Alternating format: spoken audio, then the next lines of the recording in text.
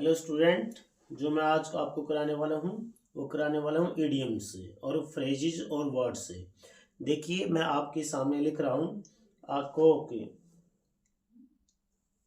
अकोक and bull story. A cock and bull story student, इसका मतलब है झूठी कहानी। क्या मतलब है इसका? झूठी कहानी। यानी कि आप मान सकते हैं एक मुर्गा था, उसकी एक बैल के साथ दोस्ती थी। क्योंकि मजाक लग रहा ना, एक मुर्गा और उसके बैल के साथ दोस्ती होना, तो याद रखना कि ये एक झूठी कहानी हो सकती है। एक कॉक एंड बुल स्टोरी, इसका मतलब झूठी कहानी, a false story, a false story. I hope आपको ये लर्न हो गया होगा, एक कॉक एंड बुल स्टोरी। चलिए दोस्तों, इस आगे बढ़ते हैं। आगे हैं ए वाइट एलिफेंट। आ वाइट एलिफेंट, वाइट एलिफेंट, आ वाइट एलिफेंट। तो इसका क्या फ्रेज रहने वाला है दोस्तों? ये एग्जाम में काफी पूछे जाते हैं। ए वाइट एलिफेंट का मतलब होता है वो चीज जिसकी देख रेख करना बहुत कठिन हो। वो चीज, वो वस्तु जिसकी देखभाल करना कठिन हो, जिसकी देखभाल करना कठिन हो, अ वाइट एलिफेंट है। तो इसको किस तरीके से याद कर सकते हैं? देखो, सफेद हाथी जो होते हैं ना, थाईलैंड में पाए जाते हैं। वहां पर जब कोई जुर्म कर देता है तो उसको सजा ये होती है कि उसको एक सफेद हाथी दे दिया जाता है, जिसको उसको देखभाल करनी पड़ती है।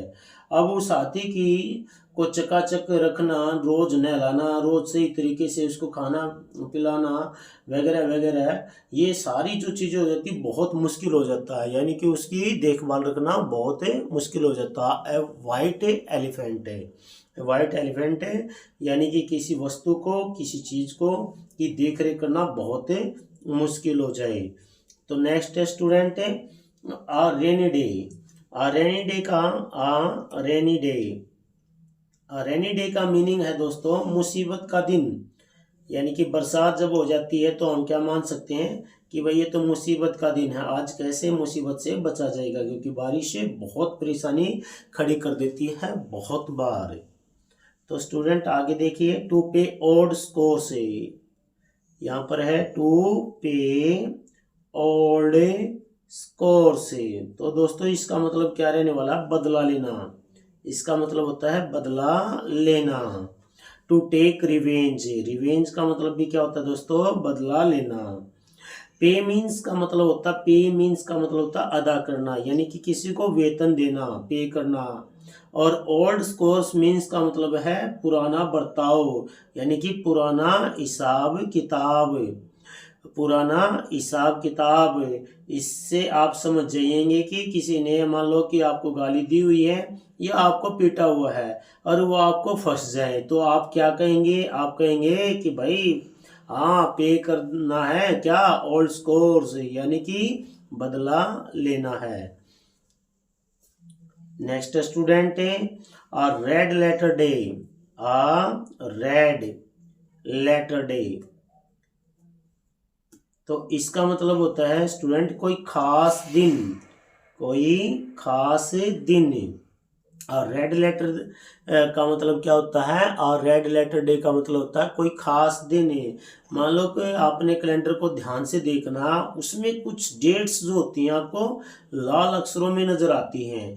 जैसे छुट्टियां हो गई, हमारे फेस्टिवल्स हो गए, कोई खास दिन है।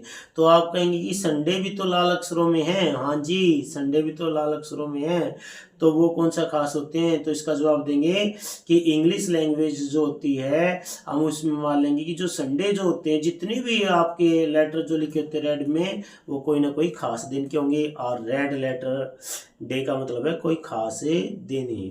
दोस्तों थोड़ा सा टाइम जरूर आपको लग रहा होगा कि ये टाइम ज़्यादा ले रहे हैं सर, लेकिन इसका मतलब ये नहीं है कि आप भूल जाओगे।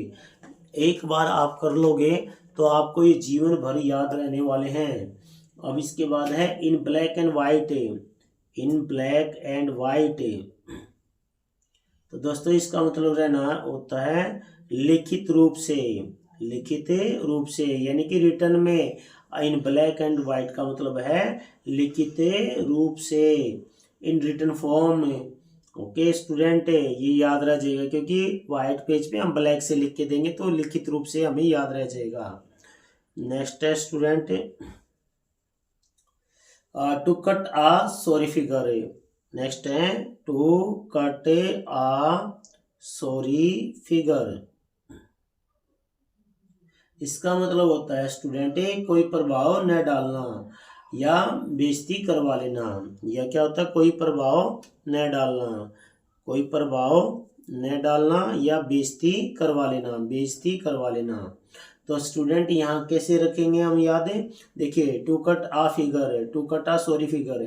तो यहाँ पर हम याद रखेंगे कि फिगर का मतलब होता है एक आकृति या पिक्चर या शेप है, परंतु सॉरी फिगर वो होती है जिसको देखकर आपको हंसी आ जाए।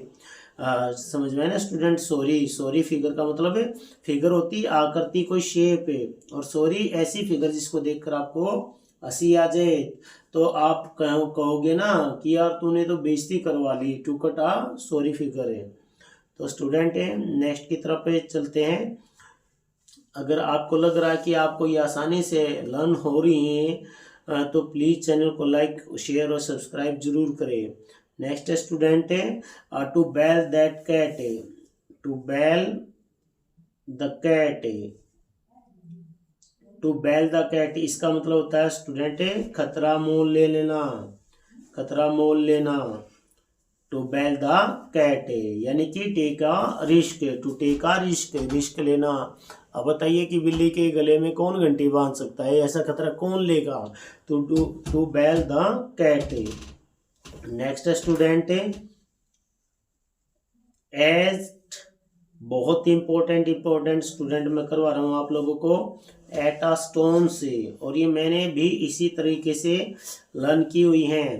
एट अ स्टोन से थ्रो, चीज़ों को जोड़कर पढ़ने से चीज़ें जल्दी याद हो जाती हैं। तो एट आ स्टोन्स थ्रो, देखिए हम पत्थर कितनी दूर फेंक सकते हैं, स्टोन्स को हम कितनी दूर थ्रो कर सकते हैं, ज़्यादा से ज़्यादा 100 मीटर 200 मीटर। अब कोई चीज़ 100 मीटर या 200 मीटर की दूरी पर है तो उसे आप चाहे वेरी नियर कहें या एट अ स्टोन्स थ्रो कहें, बात तो एक ही है ना। एक दिन मैंने ये प्रैक्टिकली करके भी देखा कि भाई हम क्या कह सकते हैं, कोई चीज़ हमें फेंकनी है नज़दीक या दूर तो हम कहेंगे एट अ स्टोन्स थ्रो, कि वो तो बहुत नज़दीक है। तो राइट आंसर क्या रह जाएगा इसका स्टूडेंट है, बहुत नज़दीक।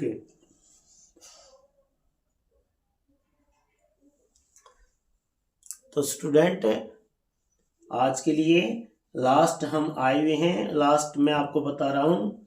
इसके बाद अगर आपको लगता है कि चैनल पर आप नए हो और आपको कुछ चीज़ें अलग से नज़र आ रही हैं तो student please like share subscribe जरूर करें। At the 11th hour, at the 11th hour इसका मतलब क्या रहेगा दोस्तों, देखो इसका मतलब होता है at the end, at the end इसका मतलब होता है एट द एंड, आखिरी क्षणों में। एक दिन में 12 घंटे होते हैं, केवल दिन में। अब मान लो कि यदि दिन 11th आवर का हो जाए यानी कि 11 घंटे का हो जाए तो हम कहेंगे कि भाई ये तो आखिरी पल है। तो दोस्तों चैनल को लाइक शेयर सब्सक्राइब करना ना भूले। जय हिंद, वंदे मातरम।